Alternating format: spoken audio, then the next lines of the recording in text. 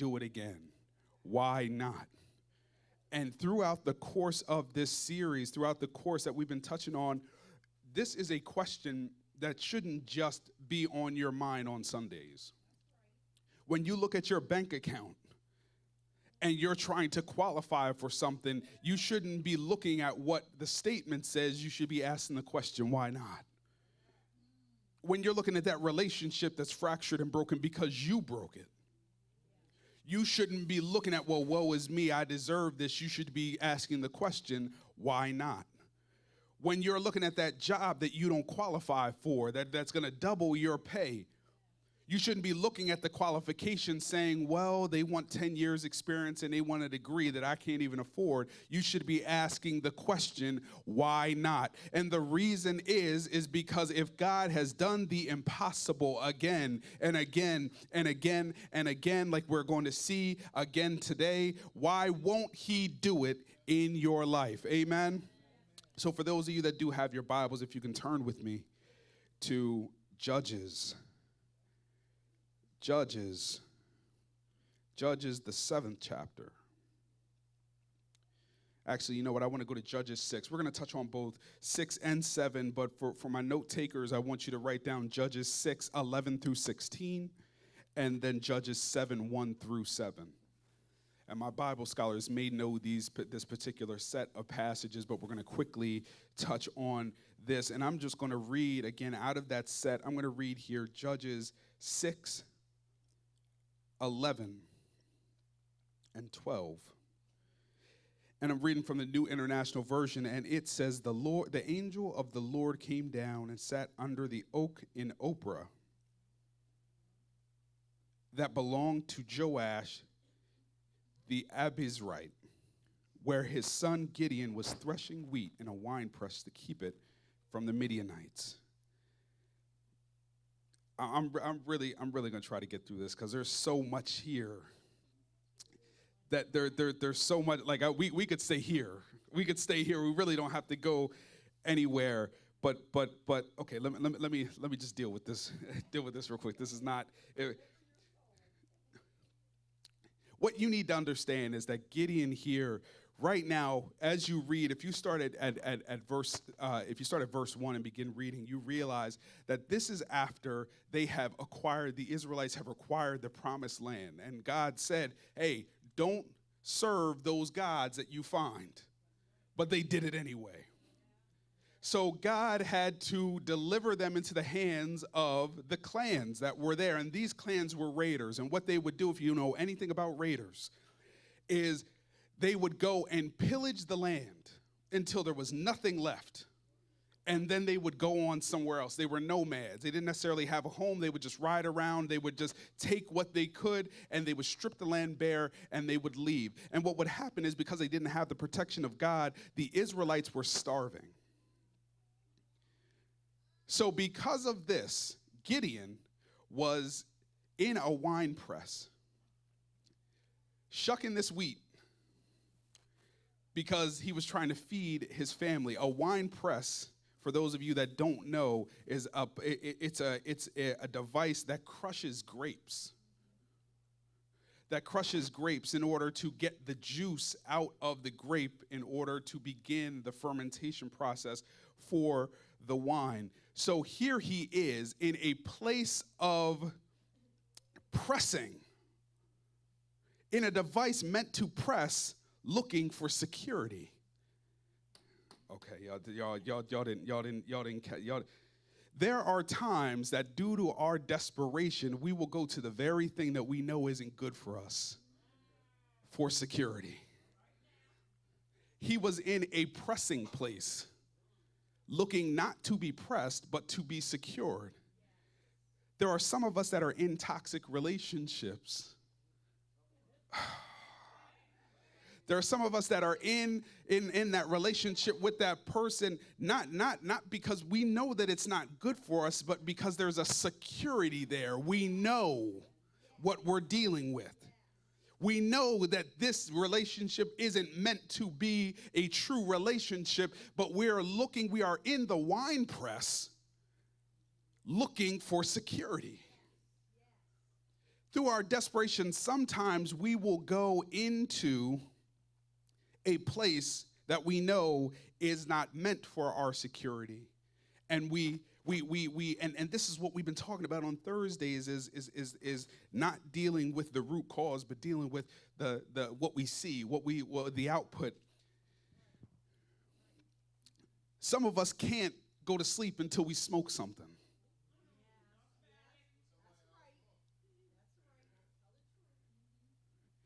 But we know it's not good for us. But we go because there's security in knowing. So we don't address why we can't sleep.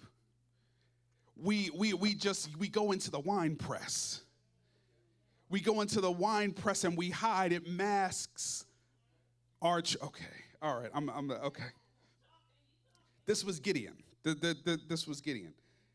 Let me get out of here. 12. When the angel of the Lord appeared to Gideon, he said, "The Lord is with you, mighty warrior." Again, we can really stop right here. Before I even get ahead of myself, the topic that we're going to touch on this morning is winning with what's left. Winning with what's left. Let me get back to 12. An angel shows up in his hiding place while I'm high as a kite. Shows up and calls me something that sounds like sarcasm. I'm hiding, but you call me mighty. I'm at my weakest, but you call me strong. I am in the act of hiding from the enemy, yet you see something in me that I don't even see in myself. And this is what we talk about when we talk about the conflict between what we see and what God sees. Because we see us in the wine press in the moment. But God saw who was going to lead the 300 against the 135,000. Gideon couldn't see down the road. He could only see in the wine press. He couldn't see the future. All he could see is where he was at. But the angel of the Lord that saw him not for what he was, but what he would be.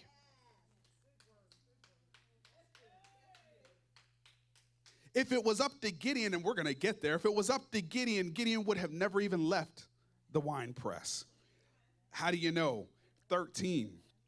"Pardon me, my Lord," Gideon replied. "But if the Lord is with us, why has all this happened to us?" I'm not even going to go any further. Y'all can read the rest of. Does that sounds like a 2025 statement. "Pardon me, angel." Now, he knew it was an angel. Yeah, I mean, I would think that it was unmistakable what an angel had to look like. "Pardon me, Lord, but hey, you telling me that the Lord's with me. But if God's with me, then why is all this happening?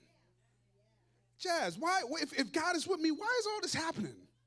Janika, why is all this happening if God is with me?"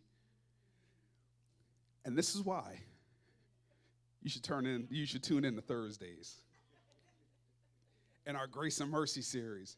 Because if you have, you would know that we conflate punishment and mercy. See, because they had disobeyed exactly what the Lord had told them to do. And the punishment for sin is, but yet they were still alive.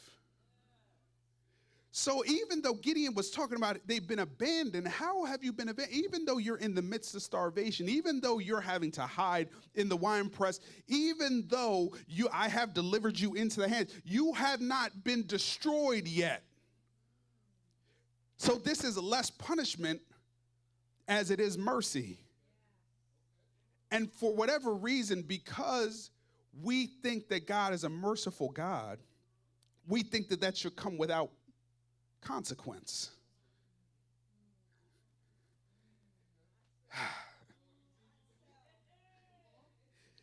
God, we did something wrong, and there is a cost.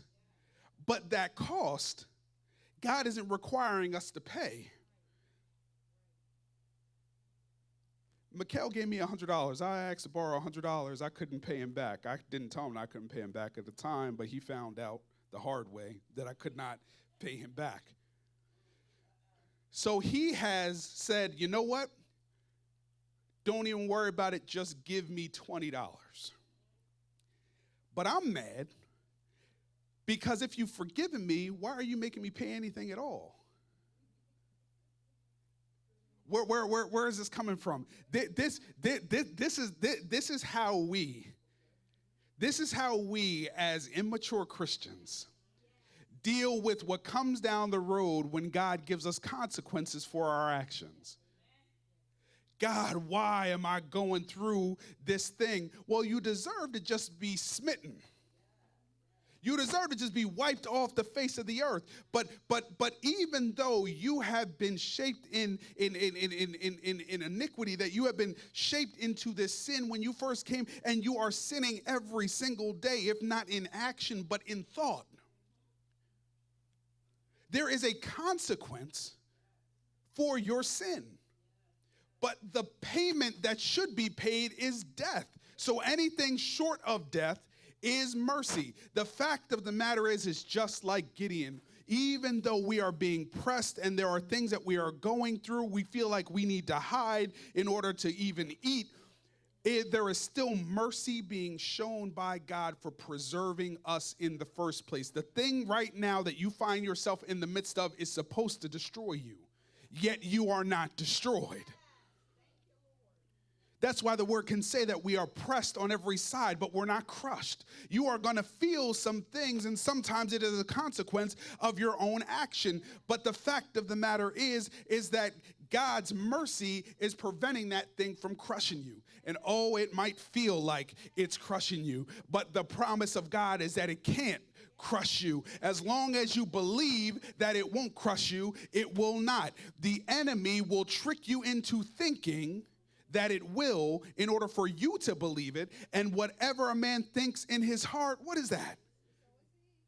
So if you think you're destroyed, you become destroyed. But if I think that I'll make it, even though it might feel a little tight in here, I have to make it. There is no other choice but for me to make it if I believe it.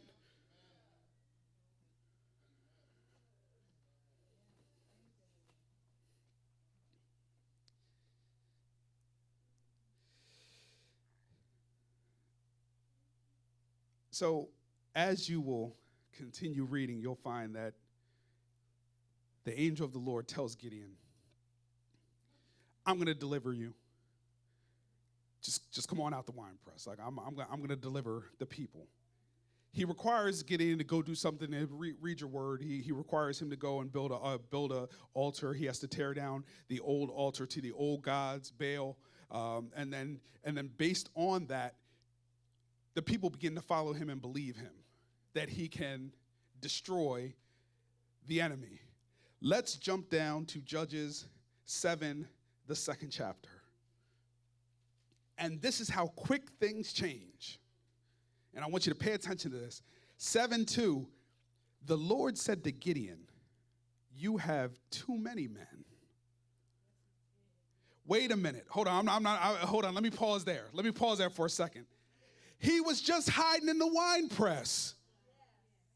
He was just hiding because if he was caught, he felt like he'd be destroyed. Now, all of a sudden, we haven't even gone through a whole chapter. Now, it's too many of us. It's too many of us. I cannot deliver Midian into their hands, or Israel would boast against me. My own strength has saved me. Wait a minute. The second half of that, my own strength has saved me, so the victory is guaranteed. Y'all didn't catch that. Y'all didn't catch that. See, the victory is guaranteed on the back end. But in the moment, he's saying you have too many men. So the victory is anchored by faith. All you have to do is believe. He's saying, listen, if I let you go and win with what you got, you're going to take some of the glory. You're still going to win, but I need to take some things away. Y'all not going with me this morning.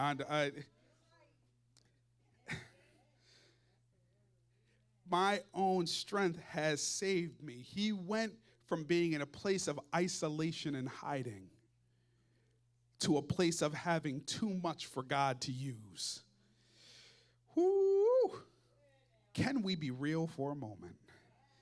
How many times have you been standing at the edge of the promise, right at the border of the blessing, and the thing that stopped you wasn't the devil, wasn't the detractors, and wasn't the dollar amount? It was you. You saw the vision, you felt the fire, and you heard the word, but right before you stepped out, that little whisper from the enemy disguised as your own voice said, you're not smart enough. You don't have enough resources. You're too messy. You're not qualified. You shouldn't even be here. See, we look at the mountain and we analyze our tools. We look at the opposition and we measure it against our own strength. But I came to ask a question to a church of believers this morning. What happens when your greatest enemy is not the one attacking you, but the one you see in the mirror? What happens when the only thing interrupting God's plan is the inability to deal with your own internal insecurity? The word for today is simple. Stop letting your own insecurity prevent God's infallible plan.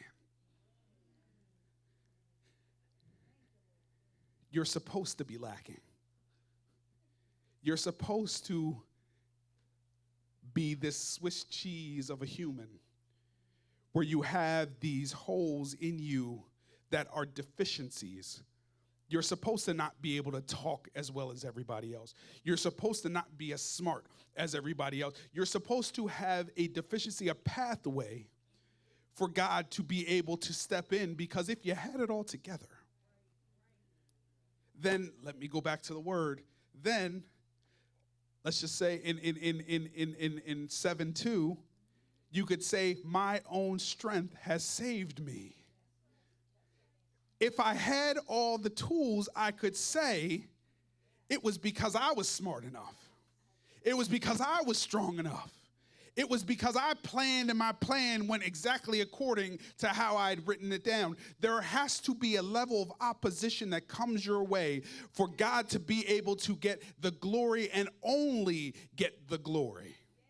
Because as soon, and this is our human fragility, as soon as we find an avenue to be able to take some of the glory, we will. That ego boost. As soon as we start, we've been working out, Kevin, we've been at the gym for 3 months. And as soon as I get out the shower and my biceps pop up, whew. Now none of my shirts got sleeves. Now every shirt I step out here is sleeveless. I got sleeveless sweaters, I got sleeveless vests, I got sleeveless polos. Nothing that I got sleeves on it. Because you're gonna see my work. You're gonna see what I've been pouring into. You're gonna see, and don't act like I'm the only one. Because as soon as we lose some weight, we change our wardrobe. And our wardrobe ain't because things fit better. It's so that you see the progress. And I'm not the only one, but listen, I could put myself out there because I'm delivered. I'm saved and delivered from this.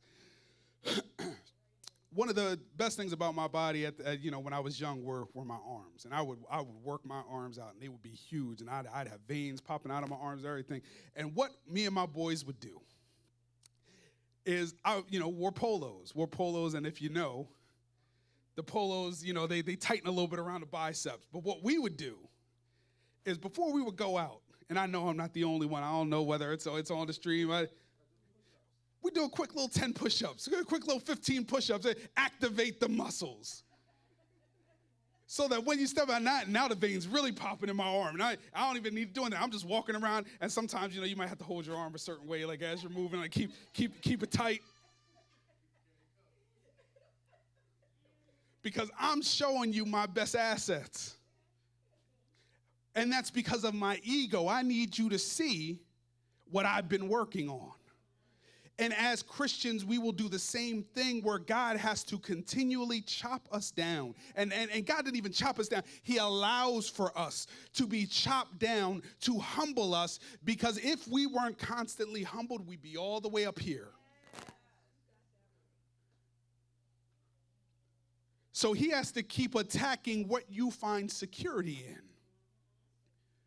That's why most of the time when we talk about getting comfortable, being uncomfortable, your feeling of discomfort comes from where you find security being taken away.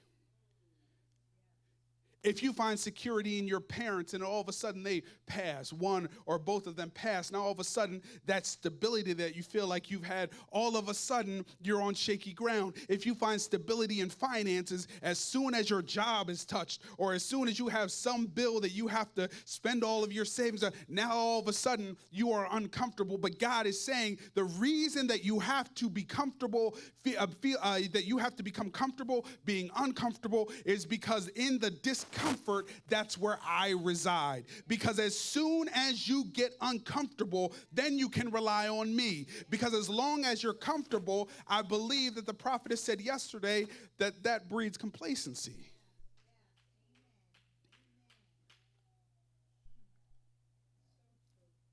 Because most of us know, especially this morning as it was cold outside, that bed was probably feeling pretty good, nice and warm.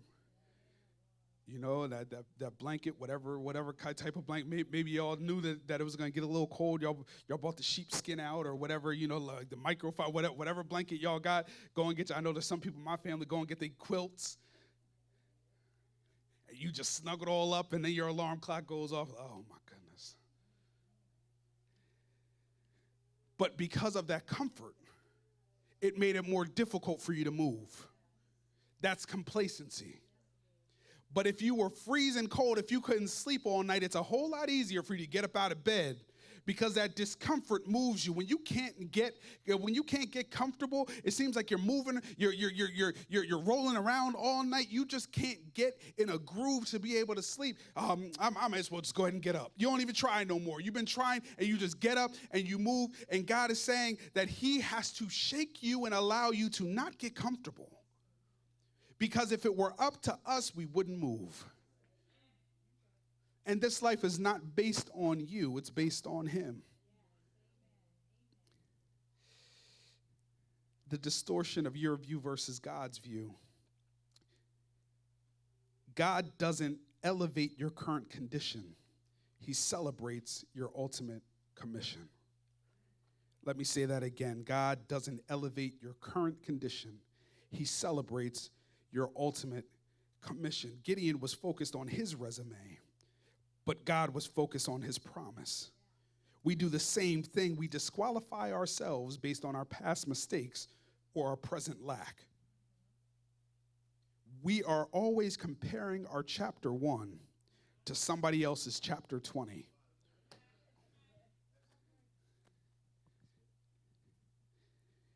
But right now, what am I doing right now? I'm 38. Like what? When I look at I look at other people on Instagram, and I know they're 45. I know they're 50. But like I feel like I'm just so behind. Like how am I gonna be? Think about it this way. If Gideon in the wine press saw Gideon of the 300, but it was a different person, would he have been able to say, "Hey, where I stand right now, I can achieve that"? No. He would have looked at him and been like, I am so inadequate. I can't, whatever that person has done, I can't do that. We don't see the process. All we see is the end result. So as that happens, we're comparing where we're at against where someone has worked 20 years in order to get to, where somebody has poured for years and years into getting that thing, and we don't understand how we can get there because we are comparing it based on where we find ourselves. But God is saying, I don't need for you to see where you're going. All I need for you to do is see me. If you just focus your eyesight not on where I'm telling you to go, but if you focus it on me, as you walk toward me, you will find that your steps will lead you to where I am meaning for you to go. You don't need to try to figure out if God is telling you to go to Africa. You don't need to figure out the steps on how to get there. What you need to begin to figure out is, let me lock into God for him to lead me into what I'm supposed to. Now, Africa seems like a big thing, but there are callings in each and every one of our lives that we don't necessarily see how to get there. But the fact of the matter is that God doesn't want you to know how to get there, because if you did, then you could say it was your strength. It was my knowledge. It was my rationale. It was my education. It was my finances. It was my resources. It was me. It was me. It was me. But God is saying that if you have to crucify this flesh daily, if you have to be a living sacrifice, that means that none of the glory goes to you. None of the glory goes to you. And as soon as you change your mindset to understand that, you will realize that, and I can preach on myself, is that once I stop trying to solve the problem, I begin to walk into solutions. As soon as I stopped looking at the problem and started looking at him, as I'm walking to him, I'm not looking at the path. As I'm walking toward him, I stumble and my foot kicks something, and it's a solution to the problem that I was worried about before. But because I'm looking at the problem, I can't see the future. I can't see where I'm going. I'm looking, so it's almost like when you're driving and you lock into something that you see on the side of the road, and you don't even realize that as you're looking at that thing, that your actual direction, you start drifting. That's why I know one of my pet peeves is when people, and I'm glad my wife isn't here because I was just talking about this yesterday, how people will slow down and almost come to a complete stop when the police is on the side of the road. Now, if we're on 95, as we were yesterday, if we're on 95 and a police officer has someone pulled over on the side of the road, why in the world are you slowing down? You might as well keep on. What do you think? He said, I pulled this person over for 90, but that person's going 80. Let me go ahead and get it. Like, what do you think, that they're going to stop doing what they're doing to come get you? Just keep going. He's busy. But they slow down and not even do the speed limit. But why? Why do they do that? Why do they do that? They're not worried about the cop catching them. They're just looking at what he's doing. They're not slowing down because, hey, I don't want to be next. I'm slowing down because as I'm sitting there driving past and I'm looking to see what's going on, I'm not paying attention to what I'm doing. Therefore, I'm beginning to slow down. I'm beginning to drift. And now the direction and the focus that I was going in, now all of a sudden that's in jeopardy. And that's what happens when we begin to look at our problems instead of actually look in the direction that we're going. We begin to rubberneck. Because not only are we looking at somebody else's problem, but we're looking at our own deficiency. We're looking at somebody else's progress, and then we're comparing that against, why aren't we where they are? Why don't I have a BMW? Why don't I have a house? Why don't I have these materialistic things? But what you fail to realize is that that same person is looking at you, saying the exact same thing, because you have things that they don't have. And they're looking at you saying, why don't I have a child? Why don't I have peace in my house? Why don't I have somebody who loves me? Why don't I? And because you are so focused in what you're so focused in what you lack, you don't even see what you have.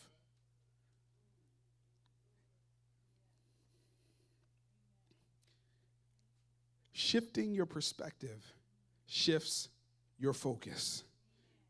And when your focus shifts, your goals shift. And when your goals shift, you realize that your direction shift. Stop focusing on what you don't have and begin to focus on what you do. And you will find that you have so much more than what you lack.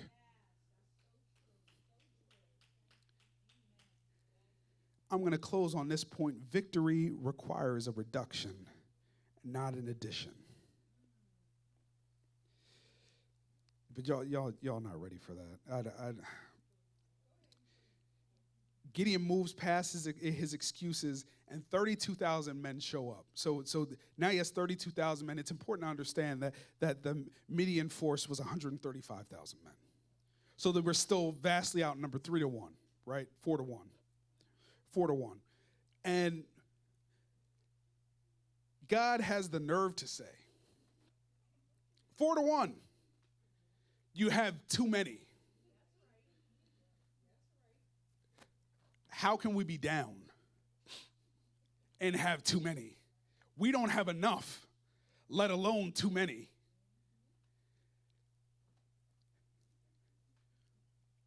God's telling me to move, but my bank account doesn't have enough.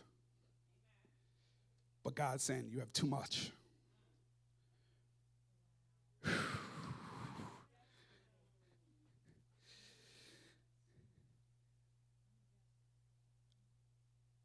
God's first process of elimination is, hey, I want you to, basically anybody who's scared, tell them to go home. Anybody who's scared now, 4-1. 4-1. Hey, if you scared, say you scared. Go home. 20,000 of them said, we scared, like we gonna go home. 20,000 of them. So you're left with 10,000 men. Wildly outnumbered. Now you're 11-1, 12-1. God has the unmitigated goal to say, you still have too many. I don't really know what Gideon's mindset at this particular time is, but I know I couldn't have been Gideon. Because it's like, wait a minute, wait. Like what super weapons do we have that are requiring us to still have too many? So he says, let everybody go get something to eat. Whoever's lapping the water like a dog, lapping it out of her hands, they're going to go.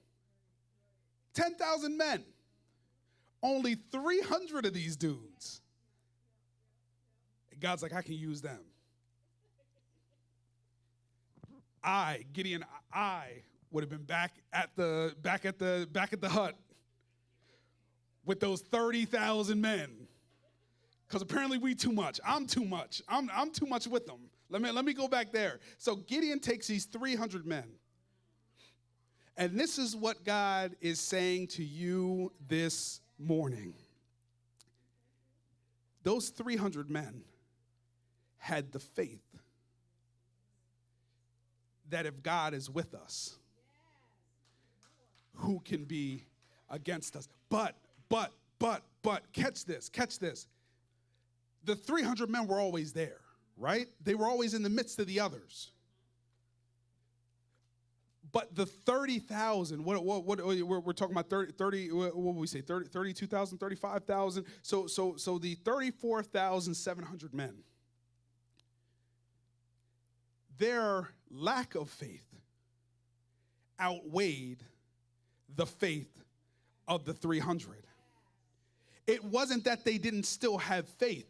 They had the same faith, but it was outweighed by the 34,700 that were with them. What does that mean? That you need to check your circle.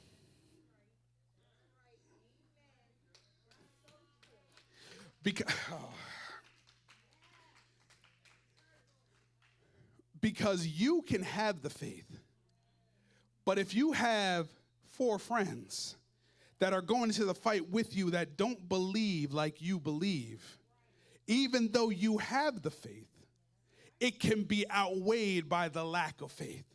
Some of them have to be sent home.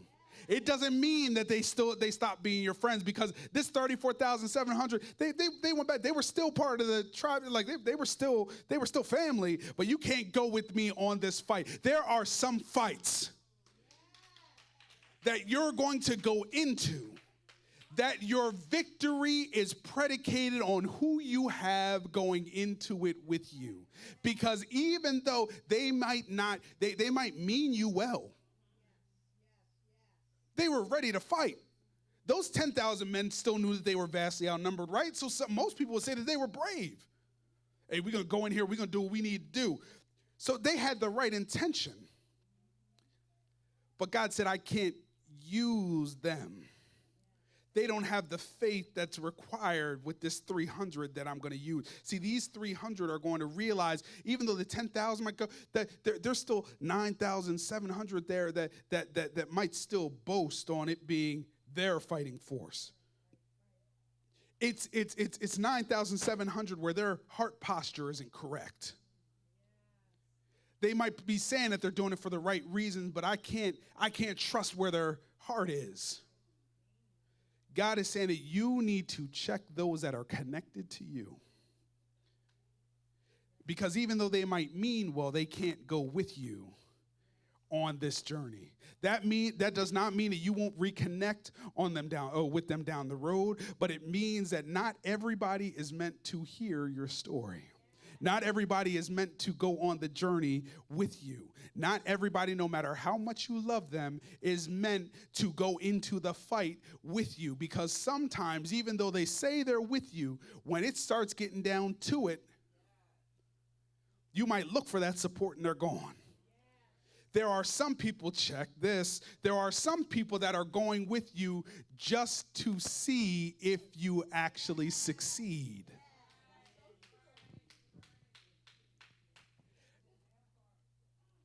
They're not going because they support you. They're going to spectate.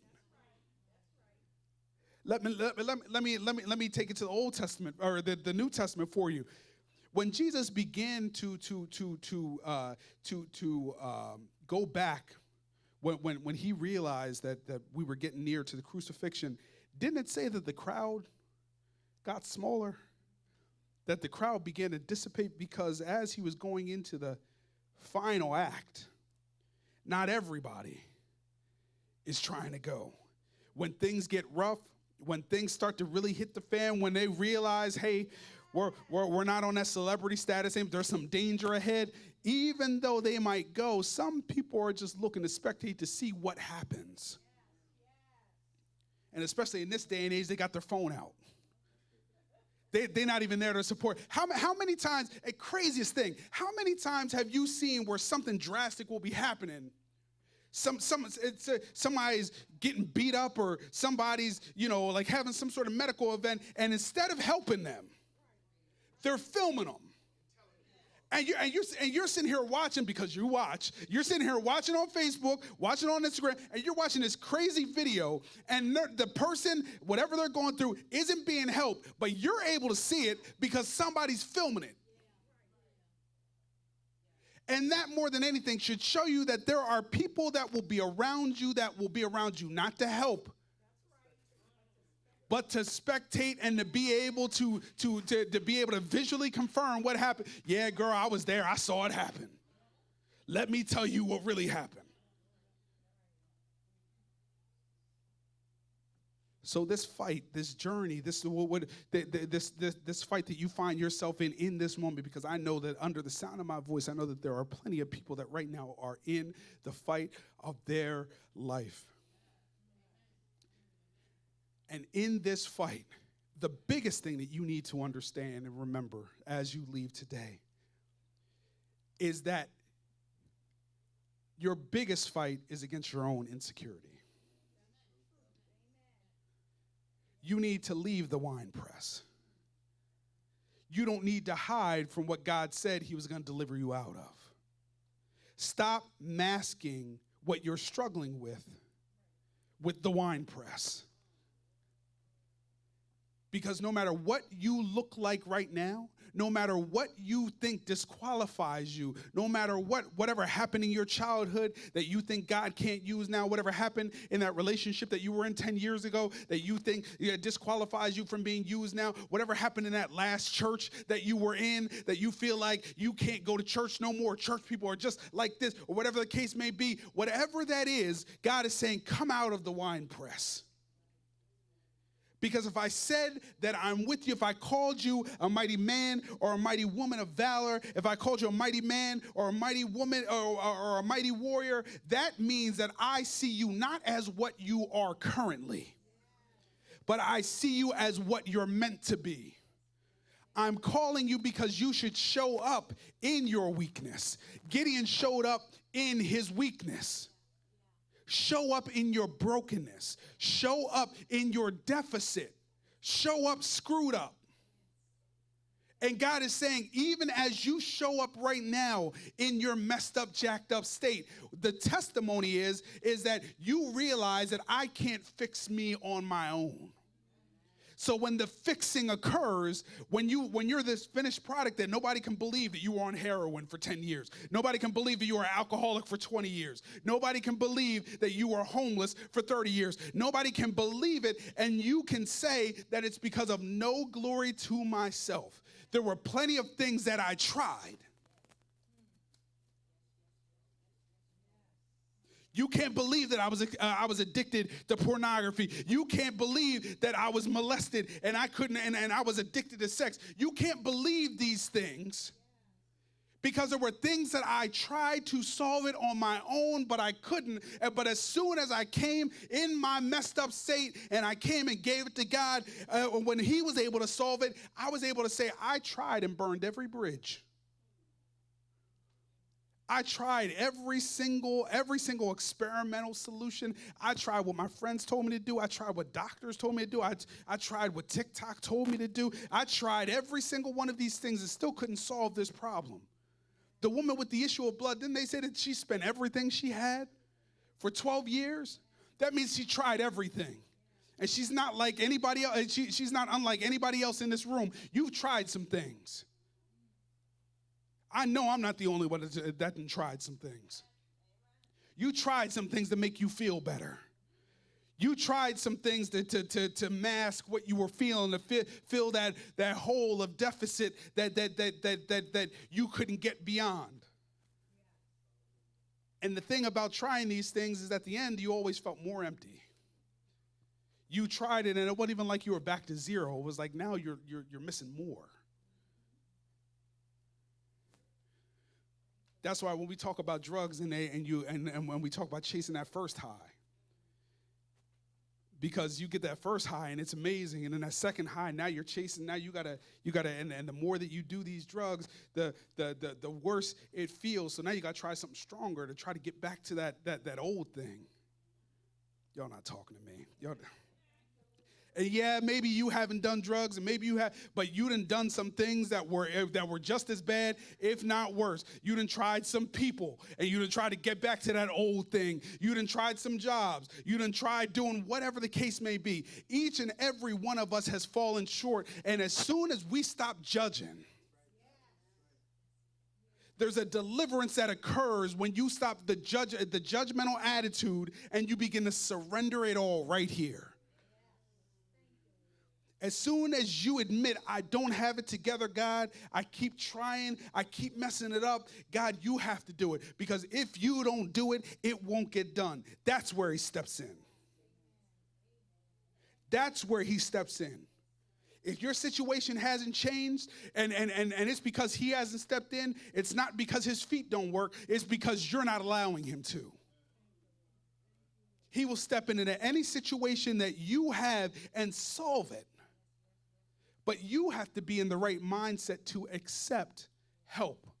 And it's not this pseudo help. It's not, hey, I just want you to kind of come and help me out this one time. He's looking for a full surrender.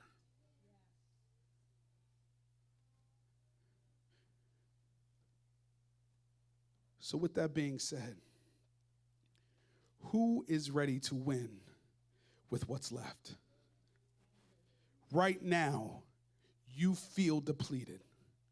Right now, you feel discouraged. Right now, your bank account is telling you one thing.